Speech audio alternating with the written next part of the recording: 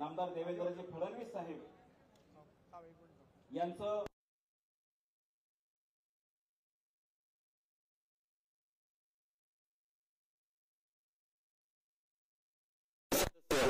विनंती करतो की आपण आजच्या आपल्या कार्यक्रमाचे उद्घाटक माननीय नामदार देवेंद्रजी फडणवीस साहेब यांचा शाल शिल्प आणि मानचिन्हासह पुष्पगुच्छ तथा सर्व सन्माननीय कार्यकारी परिषदेचे सदस्य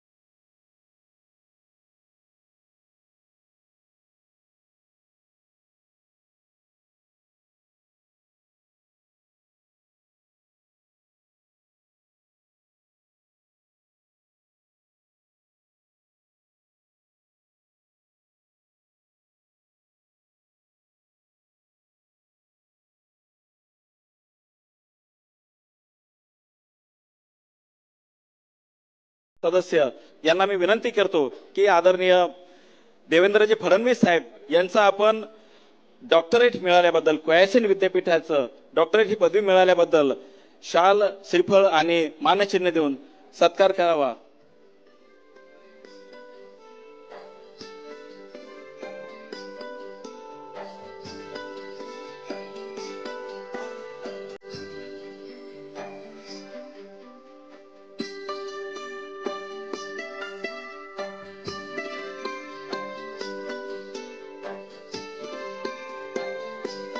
आदरणीय फडणवीस साहेबांना क्वॅसिन विद्यापीठाने जी डॉक्टरेट पदवी दिलेली आहे त्या पदवीचा समस्त अकोला जिल्ह्यातील शेतकरी बंधू भगिनींना सुद्धा अभिमान आहे आणि याच प्रसंगाचे औचित्य साधत आदरणीय आमदार रणधीरभाऊ सावरकर यांच्यासह मी अकोला जिल्ह्यातील शेतकरी बांधवांच्या वतीने विधानसभेचे आणि विधान परिषदेचे मंचावर उपस्थित असलेले सदस्य यांना विनंती करतो की आपण सुद्धा आदरणीय फडणवीस साहेबांचं या ठिकाणी स्वागत करावं।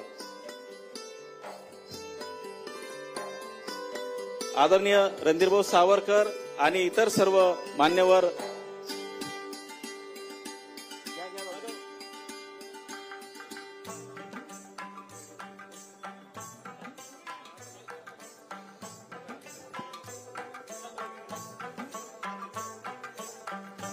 विद्यापीठ कार्यकारी परिषदेचे सदस्य माननीय श्री मोरेश्वरभाऊ वानखेडे तथा श्री विठ्ठल सरप पाटील यांनी सुद्धा माननीय श्री देवेंद्रजी फडणवीस साहेब यांचं स्वागत करावं अशी त्यांना विनंती आहे।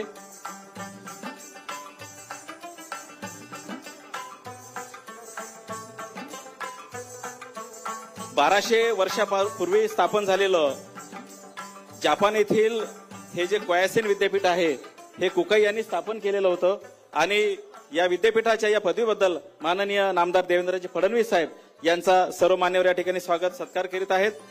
मी आदरणीय कुलगुरू महोदयांना विनंती करतो की आजच्या प्रसंगी मंचावर उपस्थित जिल्हा परिषदेच्या अध्यक्षा सौभाग्यवती संगीताताई आढाऊ यांचा आपण सत्कार आणि स्वागत करावं।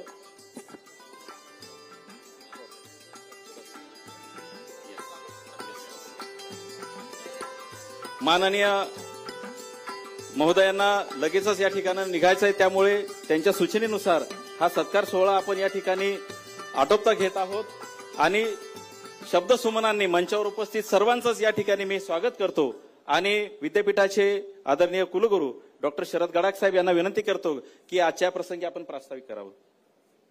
प्रास्ताविक तथा स्वागतपर भाषण विद्यापीठाचे सन्माननीय कुलगुरू डॉक्टर शरद गडाख साहेब करतील अशी त्यांना विनंती।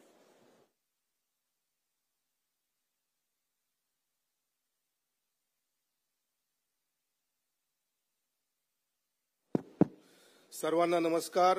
आज या ठिकाणी सर्वप्रथम ज्यांच्या नावावर या विद्यापीठाची स्थापना झाली आहे ते आपले श्रद्धास्थान आदरणीय डॉक्टर पंजाबराव उपाख्य भाऊसाहेब देशमुख यांच्या 125व्या जयंती निमित्तानं मी त्यांना विनम्र असं अभिवादन करतो.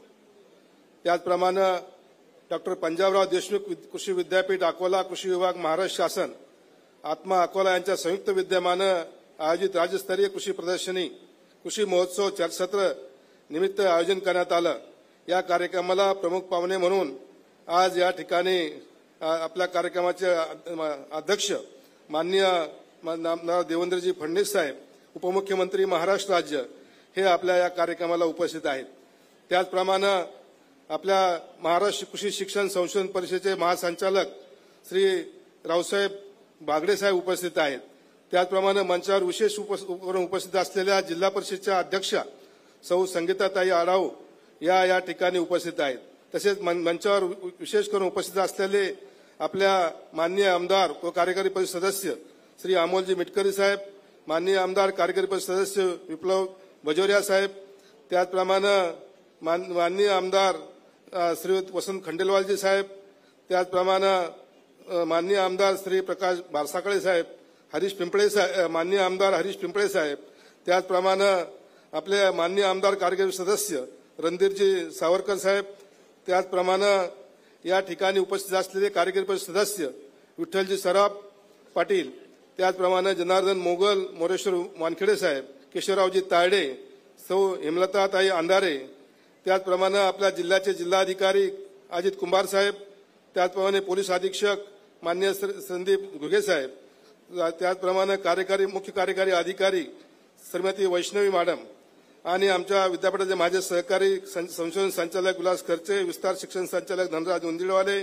अधिष्ठाता एस माने, अधिष्ठाता अभियांत्रिकी डॉक्टर सुरेंद्र काळमांडे, अधिष्ठाता उद्यान विद्या DM पंचभाई, विद्यापीठाचे कुलसचिव सुधीर राठोड, त्याचप्रमाणे नियंत्रक प्रमोद पाटील, रजनी लोणारे, विद्यापीठ अभियंता, सर्व विद्यापीठाचे सहयोगी अधिष्ठाता, विभाग प्रमुख, सर्व माझे सहकारी, विदर्भातून आलेले शेतकरी बांधू आणि पत्रकार बंधू, तसेच माझ्या विद्यार्थी बंधू आणि भगिनींनो, आपल्या विद्यापीठाचा या ठिकाणी आज आपला 1969 साली 20 ऑक्टोबर 1969 साली विद्यापीठ स्थापन झालं आणि या विद्यापीठाला भाऊसाहेबांचं नाव या विद्यापीठाला देण्यात आलं. कृषी शिक्षण संशोधन, विस्तार शिक्षण या कामाचा समन्वय करणे, विविध पिकाच्या पैदासकार बियाण्याची निर्मिती करणे हे विद्यापीठाचे प्रमुख उद्दिष्ट होते. भाऊसाहेबांनी त्यांच्या ज्यावेळेस 1959 साली एक दिल्लीमध्ये भव्य असं प्रदर्शन भरवलं होतं आणि त्या प्रदर्शनामध्ये जागतिक प्रदर्शनामध्ये त्याचं उद्घाटन त्यावेळेचे राष्ट्रपती माननीय डॉक्टर राजेंद्र प्रसाद यांनी केलं होतं आणि त्या कार्यक्रमाला अमेरिकेचे अध्यक्ष आयसेनहॉवर हे सुद्धा त्या कार्यक्रमाला उपस्थित होते. 90 दिवस प्रदर्शन चाललं, 2 कोटी शेतकऱ्यांनी त्यामध्ये सहभाग नोंदवला आणि त्यांच्या स्मृतीनिमित्तानं आज जयंतीच्या निमित्तानं 125 वर्ष पूर्ण झालेले आहेत. गेले 39 वर्ष आपल्या विद्यापीठामध्ये आपण सातत्यानं दरवर्षी त्यांच्या जयंतीच्या निमित्तानं 3 दिवसाचं 5 दिवसाचं आपण हे अॅग्रोटेक आपण भरत आलेलो आहोत. तर या ठिकाणी कृषी विद्यापीठाच्या शिक्षणामध्ये आपल्या विद्यापीठाने भरीव असं काम केलेलं आहे. 38 महाविद्यालय आपल्याकडे आहेत, त्यामध्ये 3661 विद्यार्थी दरवर्षी ऍडमिशन घेतात. त्याचप्रमाणे आजपर्यंत 1,36,000 विद्यार्थी आपले पास झालेले आहेत. त्यामध्ये आपण त्याच्यामध्ये विद्यापीठाने सन 2008 पासून सेंद्रिय प्रमाणपत्र अभ्यासक्रम चालू केलेला आहे आणि त्यामध्ये सेंद्रिय प्रमाणीकरण या विषयामध्ये पदव्युत्तर अभ्यासक्रम सर्वप्रथम चालू करणारं आपलं पहिलं विद्यापीठ आपलं देशामध्ये आहे आणि ते इकोसोट फंडच्या माध्यमातून सहकार्यानं आपण हा अभ्यासक्रम राबवत आहोत. विद्यापीठामध्ये 76 विद्यापीठं आहेत, कृषी विद्यापीठं, त्यामध्ये आपला नामांकन 26 वर आहे. आपला पहिल्या 10 मध्ये आणण्याचा मानस आहे. त्याचप्रमाणे विद्यार्थ्यांमध्ये आम्ही सर या ठिकाणी 3 फोरम चालू केलेले आहेत. यामध्ये कॉम्पिटिटिव्ह एक्झामिनेशन फोरम, नंतर एंटरप्रेन्योरशिप डेव्हलपमेंट फोरम आणि हायटेक ऍग्रिकल्चर फोरम, जेणेकरून आपला विद्यार्थी हा शेतीमध्ये राहिला पाहिजे त्या दृष्टीनं विद्यापीठ प्रयत्न करत आहे. विद्यापीठाच्या संशोधनाच्या बाबतीमध्ये 19 संशोधन केंद्र आहेत, 24 all India quant research project आहेत, 120 पिकावर आपलं संशोधन चालतं. आजपर्यंत आपल्या विद्यापीठात 181 वाहन विकसित केले, 1578 शिफारशी आपण दिलेल्या आहेत, 52 यंत्र आपण विकसित केले. असं भरीव असं काम केलं आणि यामध्ये काही वाहन जे आमचे आहेत, हरभऱ्यामध्ये जाकी वाहन आहे, त्याचप्रमाणे कांचन, उडदामध्ये TU1, मुगामध्ये कोपरगाव 1, नंतर तुरीमध्ये आश्लेषा तारा, भुईमुगामध्ये टॅग 24 आणि याच्यामध्ये TD24 याच्या धानमध्ये TD24 साधना, कांद्यामध्ये अकोला सफेद, सोयाबीनमध्ये सुवर्ण सोया TD24. जी संचेती डॉक्टर रणजित पाटील, आपल्या जिल्हा परिषदेच्या अध्यक्षा संगीताताई आढाव, या विद्यापीठाचे कुलगुरू श्री शरद गडाख, या ठिकाणी मंचावर उपस्थित रावसाहेब भागडे, त्याचप्रमाणे मोरेश्वर वानखेडे, विठ्ठल पाटील, जनार्दन मोगल, केशवराव तायडे, हेमलता अंधारे, जिल्हाधिकारी श्री अजित कुंभार, श्री सचिन कलंत्री, श्रीमती वैष्णवी, श्री घुगे, श्री शंकर किरवे, श्री मुरली इंगळे, मंचावरील सर्व मान्यवर आणि या ठिकाणी उपस्थित सर्व भगिनी आणि बंधूंनो, भाऊसाहेब पंजाबराव देशमुख यांच्या 125व्या जयंतीच्या औचित्य साधून एक अतिशय चांगलं ॲग्रोटेक हे कृषी प्रदर्शन आपल्या कृषी विद्यापीठाने या ठिकाणी आयोजित केलं.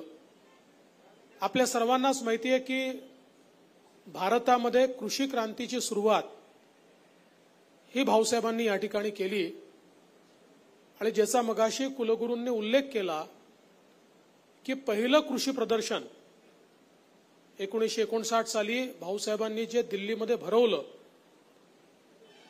आणि इतकं प्रचंड मोठं कृषी प्रदर्शन होतं की त्याच्याकरता अमेरिकेचे राष्ट्राध्यक्ष आयझनहावर असतील किंवा रशियाच्या फर्स्ट सेक्रेटरी असतील, लॉर्ड माउंटबॅटन, लेडी माउंटबॅटन यांच्यासारखे ब्रिटिश पाहुणे असतील, जगभरातले लोक हे त्या कृषी प्रदर्शनाकरता आले आणि त्यावेळी भाऊसाहेबांनी सांगितलं की भारताला कृषी क्षेत्रामध्ये जर आत्मनिर्भर करायचं असेल तर आपल्याला कृषी क्षेत्रामध्ये संशोधन करावं लागेल, कृषी क्षेत्रामध्ये तंत्रज्ञान आणावं लागेल आणि प्रत्येक ॲग्रो क्लायमॅटिक झोनला अनुरूप अशा प्रकारची शेती ही आपल्याला विकसित करावी लागेल. आणि म्हणून जवळपास 10 वर्ष कृषी मंत्री म्हणून भाऊसाहेबांनी केलेले वेगवेगळे जे त्या ठिकाणी प्रकल्प होते त्याच्यामुळे खऱ्या अर्थानं देशातल्या शेतीला एक मोठं परिवर्तन पाहायला मिळालं. आपण फूड सिक्युरिटीकडे त्या ठिकाणी अग्रेसर झालो, आपली उत्पादकता वाढली पाहिजे. मग आपल्याकडे धानाची उत्पादकता, भाताची उत्पादकता वाढवण्याकरता त्यांनी जापानी टेक्निक आणली, त्याच्यावर आधारित वाण आपल्याकडे तयार करायला लावले आणि त्यातनं मोठ्या प्रमाणात ती उत्पादकता त्यांनी वाढवली. अशा प्रकारे विविध प्रकारचे प्रयोग जे काही भाऊसाहेबांनी केले तेच पुढे भारताला अन्न या क्षेत्रामध्ये स्वयंपूर्ण करू शकले. अन्यथा आपल्याला कल्पना आहे की आपण तो काळ देखील बघितला की ज्या काळामध्ये आपल्याला अन्न देखील इम्पोर्ट करावं लागायचं आणि अनेक वेळा अनेक प्रगत देश त्यांच्याकडे न खपणारं सडकं अन्न आपल्याला द्यायचे. अशा परिस्थितीतून भाऊसाहेबांनी जी सुरुवात केली त्या सुरुवातीमुळे आज आपण खऱ्या अर्थानं बाहेर पडलो. आपण पाहू शकतो की आपल्या या विदर्भामध्ये शिक्षणाच्या क्षेत्रामध्ये भाऊसाहेबांनी जे कार्य केलं, आज इतक्या मोठ्या प्रमाणात शिक्षणाचा प्रसार आणि प्रचार हा बहुजन समाजात झाला तो भाऊसाहेबांच्या दूरदृष्टीमुळे. आणि या दूरदृष्टीमुळे आज आपण पाहतोय की एक शिकलेला समाज हा त्या ठिकाणी उभा राहू शकला. आणि ते सातत्याने सांगायचे की माझा शेतकरी हा सुशिक्षित असला पाहिजे, त्याला शेतीचं पारंपरिक ज्ञान याच्यासोबत शेतीतलं विज्ञानही समजलं पाहिजे, तरच माझा शेतकरी हा खऱ्या अर्थानं समृद्ध होऊ शकेल. आणि म्हणूनच आज 125व्या जयंतीच्या निमित्ताने खरं म्हणजे या देशावर, या महाराष्ट्रावर आणि या विदर्भाच्या भूमीवर भाऊसाहेब पंजाबराव देशमुख यांनी जे उपकार केले ते आपण कधीच विसरू शकत नाही. आणि म्हणून मी पहिल्यांदा तर त्यांना नमन करतो आणि खऱ्या अर्थानं त्यांना अभिवादन देखील या ठिकाणी करतो. आज आपण पाहतोय शेतीच्या क्षेत्रामध्ये प्रगती मोठ्या प्रमाणात होते, पण त्यासोबत आपली आव्हानं देखील वाढली आहेत. वर्षानुवर्ष परिवार विभाजित झाल्यामुळे शेतीची होल्डिंग जी आहे ती कमी झाली आहे. पूर्वी प्रत्येकाकडे मोठी शेती असायची, आता त्याचे तुकडे पडलेले आहेत.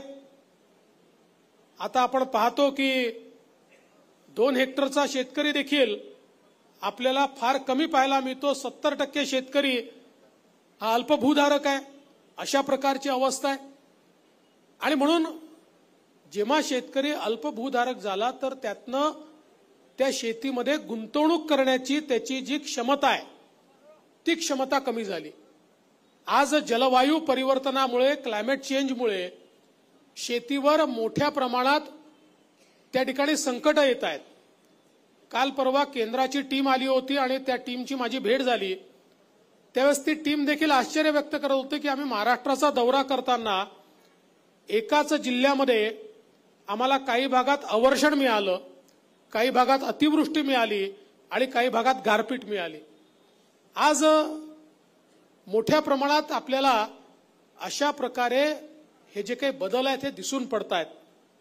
एकीकडे आपण जर बघितलं तर मोसम जो आहे त्याचा कालावधी देखील मोठ्या प्रमाणात बदललेला आपल्याला पाहायला मिळतोय. आणि मग पूर्वी ज्या काळामध्ये शाश्वत पाऊस यायचा आणि आपण पेरणी करायचो, आजकाल अनेक वेळा त्या काळात पेरणी केली तर दुबार पेरणीची वेळ येते, त्या काळात पाऊस येत नाही.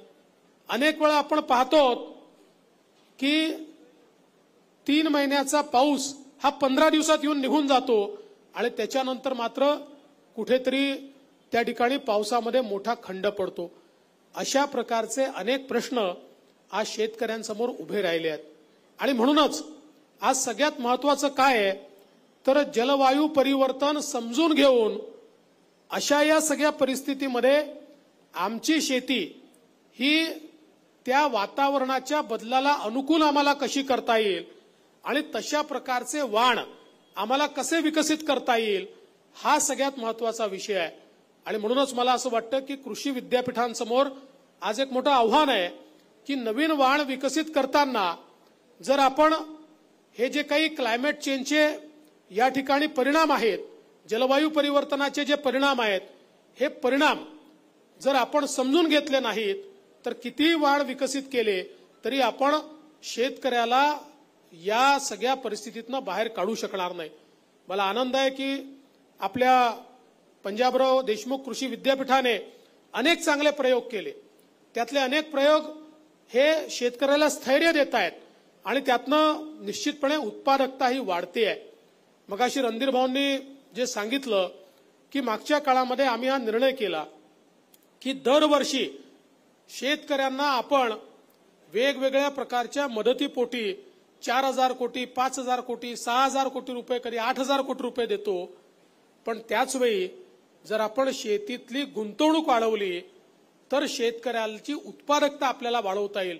आणि म्हणूनच आपण त्या ठिकाणी नानाजी देशमुख कृषी समृद्धी प्रकल्प सुरू केला आणि पहिल्या टप्प्यात 4,000 कोटी आणि आता दुसऱ्या टप्प्यात 5,500 कोटी रुपये या प्रकल्पामध्ये आपण त्या ठिकाणी घेतले.